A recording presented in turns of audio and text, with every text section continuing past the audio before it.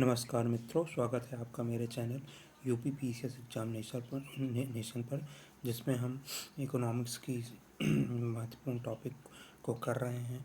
कल हमने एमएसपी के बारे में देखा था, आज हम देखेंगे सार्वजनिक वितरण प्रणाली, पब्लिक डिस्ट्रीब्यूशन सिस्टम, पीडीएस।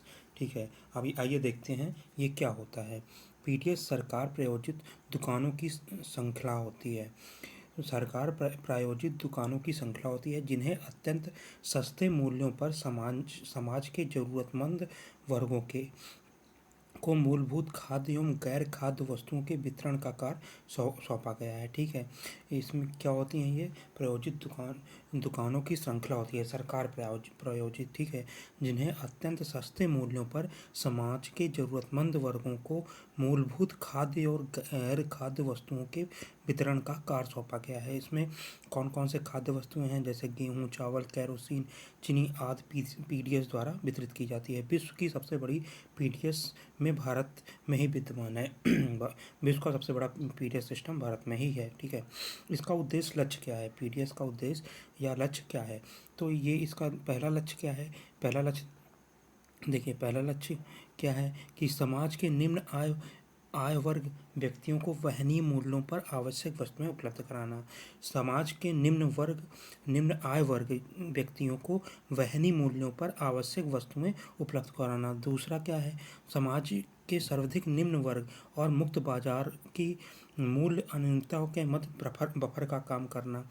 ठीक है, मतलब जो मुक्त व्यापार के कारण अगर मान लीजिए दाम बहुत ज़्यादा बढ़ जाता है और जो निम्न वर्ग हैं उनके लिए जो है उनके लिए ये जो है बफर का काम करते हैं, मतलब उनके लिए सामान वो अपने पास स्टोर रखते हैं कि वो जो है उसे खरीद सकें। तीसरा देखिए क्या है, तीसरा निर्धनता, कुपोषण और भूख को समाप्त करने, समाज के निचले पायदान पर स्थित लोगों के स्वास्थ्य और जीवन स्तर में सुधार लाने के लिए।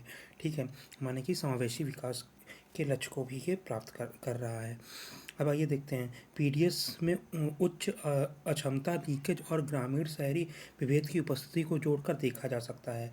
मतलब उच्च अक्षमता होती है, लीकेज की समस्या होती है और ग्रामीण शहरी विभेद भी होता है। तो इसमें निम्न मुद्दे इस संबंध में क्या क्या हैं देखते हैं। पहला है कि पहला देखिए, लाभार्थियों की पहचान करने की प्रक्रिया एक मानकीकृत नहीं है। ठीक है, सभी राज्यों में जो है लाभार्थियों की जो पहचान करने की प्रक्रिया है वो अलग अलग है। दूसरा क्या है?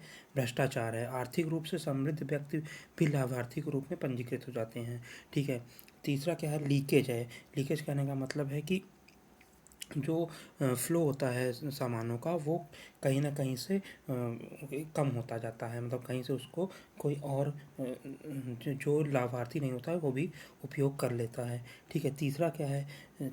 चौथा क्या है? निम्न गुणवत्ता वाली वस्तुएं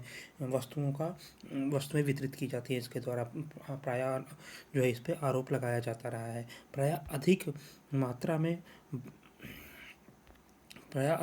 में बफर स्टॉक से खाद्य वस्तुओं की बर्बादी और गुणवत्ता में गिरावट आती है। एफसीआई जो है बहुत अधिक मात्रा में स्टॉक को खरीद लेता है, मतलब जो खाद्य पदार्थ हैं और गैर खाद्य पदार्थ हैं उनका स्टॉक जमा कर लेता है, जिससे कि उनकी जो है बर्बादी और गुणवत्ता में उनकी गिरावट हो जाती है। ठीक है, अब देखिए इसमें हम देखते हैं पीडीएस के अधिकांश मुद्दे, जो भी लीकेज, भ्रष्टाचार जो भी था, उसको हम प्रौद्योगिकी की सहायता से कैसे समाप्त कर सकते हैं। डीबीटी को सक्षम बनाकर डायरेक्ट बेनिफिट ट्रांसफ़र को सक्षम बना दिया, आर्थिक निर्णयों को निष्पादित करने में सशक्त होगा। मतलब डायरेक्ट बेनिफिट ट्रांसफ़र है, जिसको मिलना है लाभार्थी को डायरेक्ट वो लाभ पहुँचेगा, वही डायरेक्ट बेनिफिट ट्रांसफ़र हो जाएगा। उसको अगर हम सक्षम बनाएंगे तो जिसको मिलने वाला है वो उसी लाभार्थी को प्राप्त होगा। दूसरा क्या है? दूसरा है आधारित प्रमाणीकरण। इससे क्या होगा? डुप्लीकेशन से निपटने की सहायता होगी। जैसे पता लगता है कि 3 राशन कार्ड बना के रखा है, अगर आधार आधारित प्रमाणीकरण होगा तो जो भी अंगूठे का मतलब बायोमेट्रिक कराएगा केवल उसे ही मिलेगा, जिससे कि डुप्लीकेशन की समस्या से निजात मिल जाएगी। तो और तीसरा क्या है? स्टॉक की जीपीएस ट्रैकिंग, मतलब जो गोदाम है जहाँ से वो खाद्य सामानों को उठा के ट्रक ले जाएंगे जो है पीडीएस दुकानों तक, वहाँ पर जीपीएस, उन ट्रकों की जीपीएस ट्रैकिंग की जाएगी।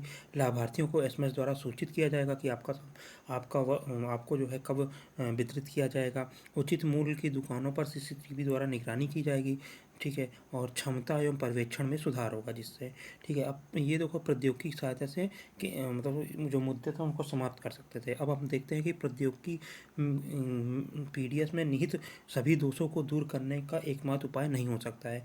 कुछ अवरोध भी आते हैं पीडीएस में तकनीकी उपयोग करने से। नंबर 1 क्या है? डिजिटल डिवाइड या डिजिटल साक्षरता। मतलब ग्रामीण क्षेत्रों में लोग जो है डिजिटल रूप से साक्षर नहीं है, जिससे कि इसका लाभ वो नहीं उठा पाएंगे। दूसरा क्या है? दूसरा है बायोमेट्रिक और आधार प्रमाणीकरण की अशुद्धता। कभी कभी होता है कि जैसे जब हाथ और उंगली की जो पुतलियाँ होती हैं उसको वो जो है चिन्हित नहीं कर पाता है, तो उसमें समस्या आ जाती है, ठीक है।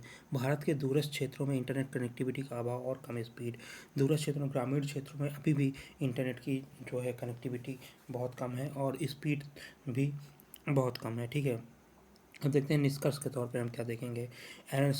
एनएसएसओ के सर्वेक्षण के अनुसार छत्तीसगढ़ में जो रिसाव था, लीकेज था पीडीएस सिस्टम में, उसका स्तर शून्य पाया गया है। मतलब छत्तीसगढ़ जो है पीडीएस को लागू करने में बहुत ही आगे है, बहुत ही उम्दा काम किया है छत्तीसगढ़ ने। उसने क्या किया है, स्मार्ट कार्ड बनवा दिए हैं कि आप कहीं भी पूरे राज्य में कहीं भी राशन आप ले सकते हैं, जो खाद्य सामग्री हैं वो ले सकते हैं।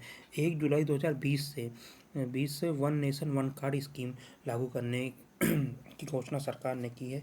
अगर ये किया जाता है तो जो लाभार्थी होंगे वो कहीं अपने कार्ड का उपयोग कहीं भी कर सकते हैं। अभी क्या होता है कि ग्रामीण क्षेत्र के जो लाभार्थी होते हैं वो प्लान करके रोजगार के लिए शहरी क्षेत्र में जाते हैं, जहां उन्हें राशन का लाभ इन पीडीएस द्वारा दी जाने वाली सुविधाओं का लाभ नहीं प्राप्त हो पाता है। लेकिन one nation one card scheme आने के बाद वो कहीं भी इसका लाभ ले सकेंगे।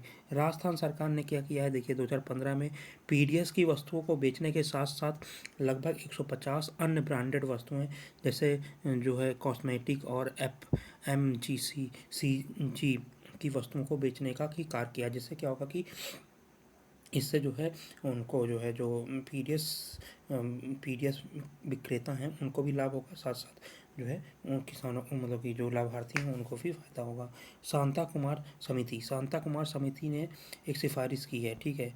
वो सिफारिश क्या की है, देखिए शांता कुमार समिति ने सिफारिश की है बैंक खातों में नकदी का हस्तांतरण कर दिया जाए डायरेक्ट। हम जो है जैसे अभी क्या है पीडीएस सिस्टम में हम क्या दे रहे हैं, खाद्य वस्तुएं दे रहे हैं, जैसे गेहूँ चावल जो भी वस्तुएं हैं वो दे रहे हैं, ठीक है। लेकिन शांता कुमार समिति ने कहा कि डीबीटी द्वारा मतलब डायरेक्ट बेनिफिट ट्रांसफ़र द्वारा नकदी जो है बैंक खाते में एक निश्चित अमाउंट का नकदी ट्रांसफ़र कर दिया जाए। लेकिन इसकी कुछ चुनौतियाँ भी हैं, और ठीक है। तो अब देखते हैं कैश ट्रांसफ़र की व्यवस्था चंडीगढ़, पांडुचेरी और दादर नगर हवेली में अभी लागू कर दी गई है। पायलट प्रोजेक्ट तौर पर देखा जा रहा है वहाँ पे कैसे कार्य करती है, ठीक है। इसी के साथ ये पीडीएस का पूरा हमने पढ़ लिया है। अब कल जो है कुछ एक नया टॉपिक मैं लेकर आऊँगा जो इकोनॉमिक्स से ही होगा। अगर इसमें जो भी सुधार हो आप नीचे कमेंट बॉक्स में ज़रूर मुझे बता सकते हैं। धन्यवाद।